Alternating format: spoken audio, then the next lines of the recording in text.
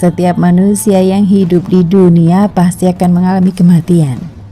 Bicara soal kematian, setiap manusia tidak ada yang tahu kapan, di mana, dan bagaimana kematian itu akan terjadi.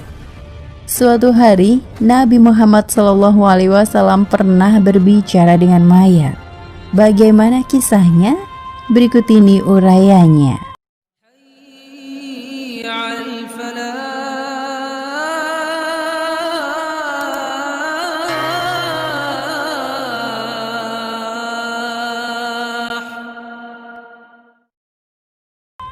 Kisah ini berawal saat terjadi Perang Badar yang memiliki pasukan sebanyak 313 orang dengan senjata yang minim seperti sekop, pacul, alat-alat dapur, dan alat-alat pertanian. Hal ini terasa wajar karena kaum Ansor yang merupakan penduduk asli Madinah memiliki mata pencaharian sebagai petani, sehingga mereka tidak biasa berperang melainkan bertani. Berbeda dengan kaum muhajirin Mekah yang sudah terbiasa berperang. Dengan peralatan dan senjata yang sederhana ini, mereka dapat mengalahkan pasukan kafir Quraisy yang jumlahnya lebih banyak, yakni dengan 1000-an orang.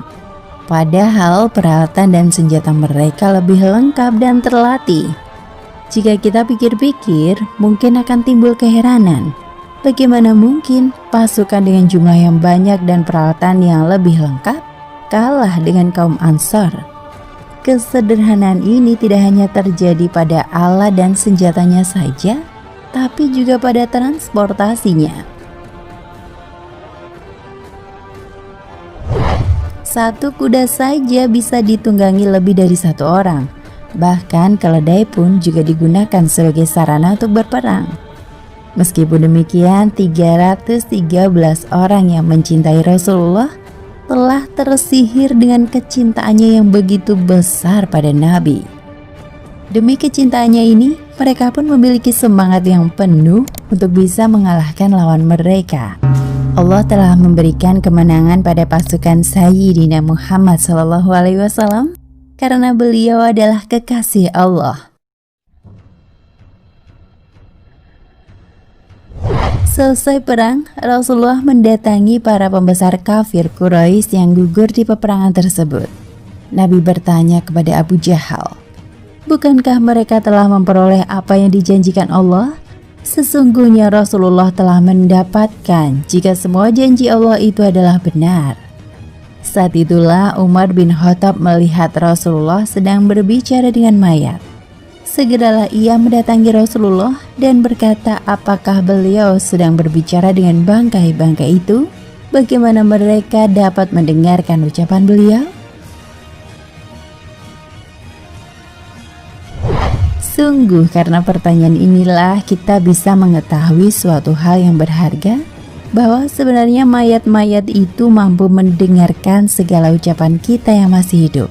Kemudian Rasulullah bersabda bahwa jika kita masuk ke pemakaman dan mengucapkan salam, maka para ahli kubur itu pun menjawab salam kita.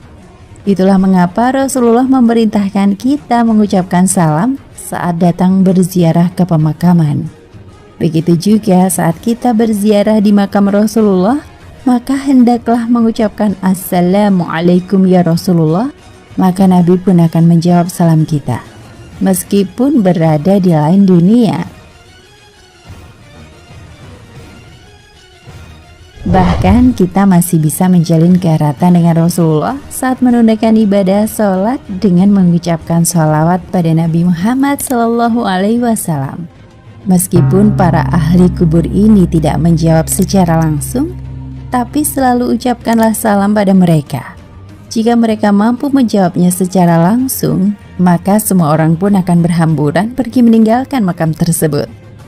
Penjelasan kisah Nabi Muhammad di atas tidak hanya menunjukkan kabar bahwa mayit mendengarkan ucapan kita, tapi bukti bahwa Allah selalu menepati setiap janjinya, sehingga tidak ada lagi yang harus kita ragukan atas ketetapan Allah dan janjinya.